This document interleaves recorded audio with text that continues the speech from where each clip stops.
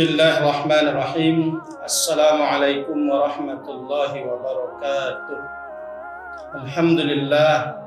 Wassalatu wassalamu ala rasulillah Muhammad bin Abdillah wa ala alihi wa sahbihi wa mawala. La hawla wa la quwwata illa billah. Puji syukur pada Allah subhanahu wa ta'ala atas seluruh nikmatnya. Kemudian salawat dan salam atas junjungan kita Nabi besar Muhammad Rasulullah sallallahu alaihi wasallam beserta seluruh keluarga dan para sahabat-sahabatnya yang mulia.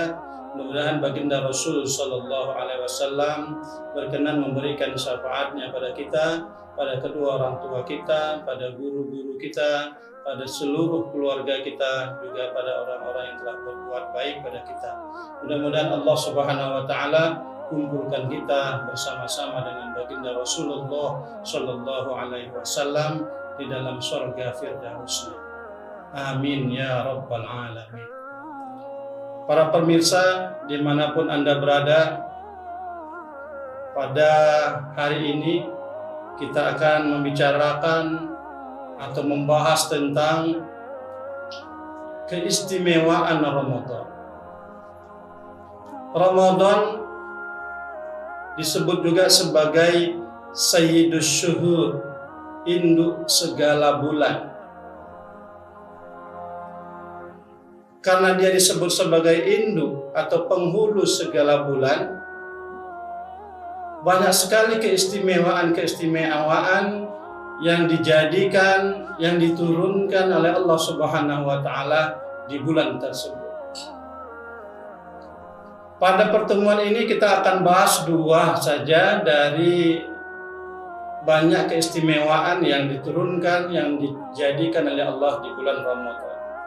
Yang pertama, bahwa di dalam bulan Ramadan itu ada sebuah malam yang disebut sebagai Lailatul Qadar, yang oleh Al-Quran dijelaskan bahwa Lailatul Qadri khairum min alfi sahr, bahwa malam tersebut kualitasnya adalah malam 1000 bulan, yang andai kata seseorang mendapatkannya, dia diberi pahala oleh Allah Subhanahu wa ta'ala seperti melakukan 80 tahun, 3 bulan melakukan ibadah pada Allah Subhanahu wa ta'ala. Lailatul Qadar ini tidak diturunkan oleh Allah Subhanahu wa ta'ala selain di bulan Ramadan. Bagaimana cara mengetahuinya bahwa malam itu diturunkan Lailatul Qadar?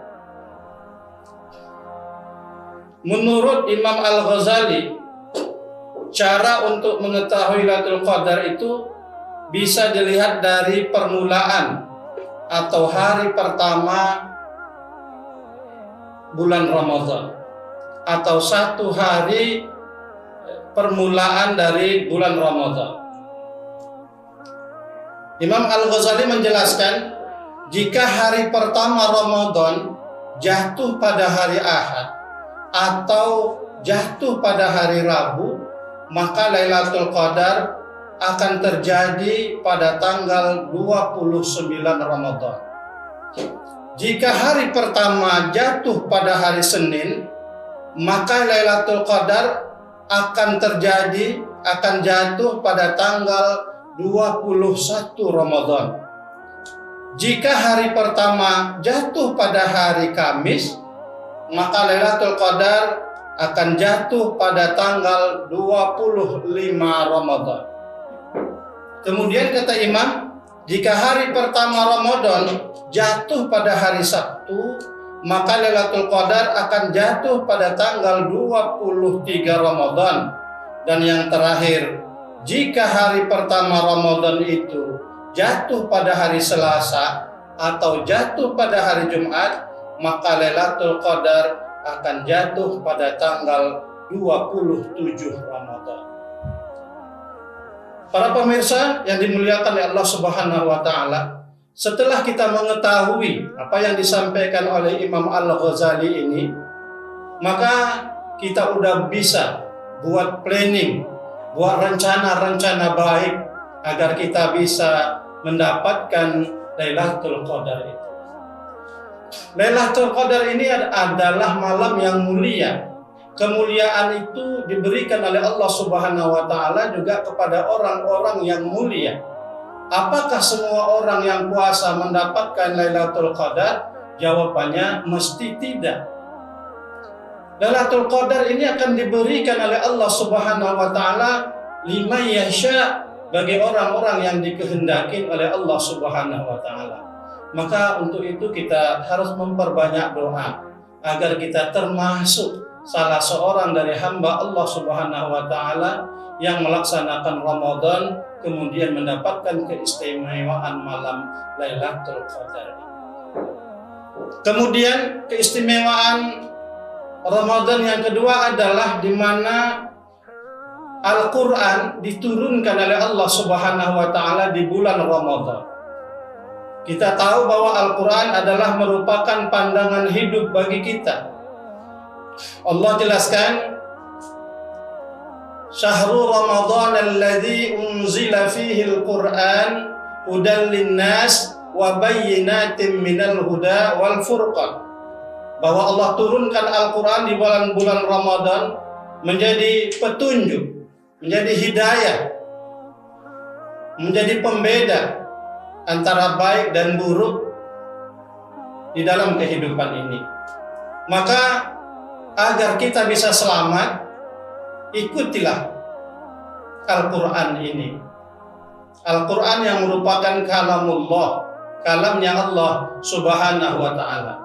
Sehingga Rasul SAW menjelaskan, apabila taraktu fikum amrain, aku tinggalkan kepada kalian dua perkara yang apabila kalian tetap berpegang teguh kepada keduanya ini, maka kalian tidak akan pernah tersesat, yaitu Al-Quran merupakan kalamullah dan sunnah, hadis-hadis Rasulullah Sallallahu Alaihi Wasallam. Pemirsa yang dimuliakan oleh Allah Subhanahu Wa Taala, Al-Quran ini disebut sebagai syifa, penyembuh penyakit. Penyakit apa yang bisa disembuhkan dengan Al-Quran? Segala penyakit, baik penyakit zahir, apalagi penyakit batin.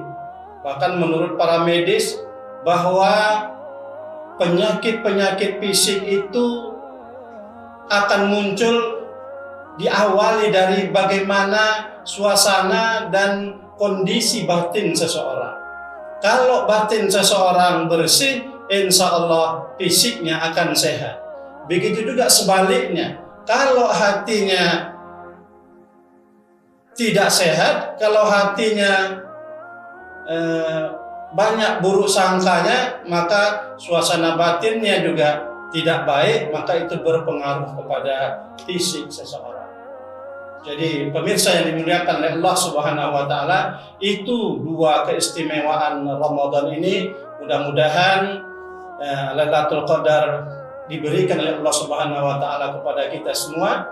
Berikutnya juga kita termasuk orang-orang yang bisa menindaklanjuti apa hukum-hukum yang ada dalam Al-Quran, di dalam mengaplikasikannya di dalam kehidupan dunia ini. Sekedar ini yang dapat disampaikan, mudah-mudahan ada manfaatnya untuk saya dan kita semua. Saya akhiri, billahi taufiq wal hidayah. Wassalamualaikum warahmatullahi wabarakatuh.